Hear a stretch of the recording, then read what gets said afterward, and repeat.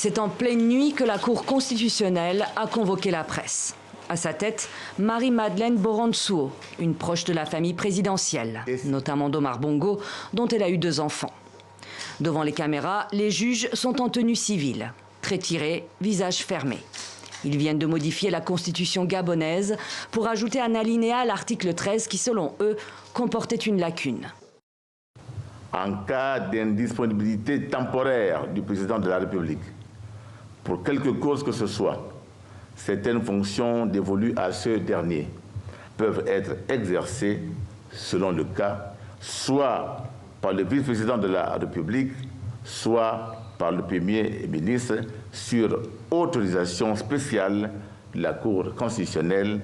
Pas de vacances du pouvoir donc pour la Cour, qui a introduit la notion d'indisponibilité temporaire et autorise ainsi le vice-président à convoquer et à présider un conseil des ministres. Une prérogative qui n'appartenait jusqu'ici qu'au seul président. Pour l'opposition et la société civile, ce n'est rien de moins qu'un coup de force, opéré dans une logique de confiscation du pouvoir coûte que coûte. La Cour constitutionnelle a mis à terre la constitution de la République gabonaise et ça a tout l'air à ce moment-là d'un coup d'État. Et nous disons non à cela. C'est inadmissible, c'est inacceptable.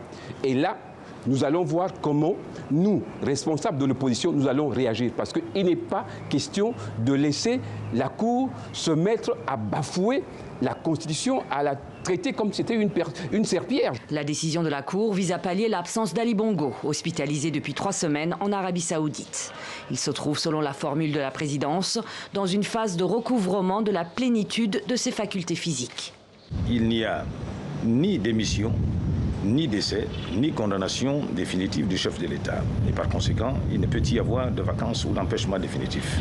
Et c'est pour cette raison-là que la Cour a été saisie.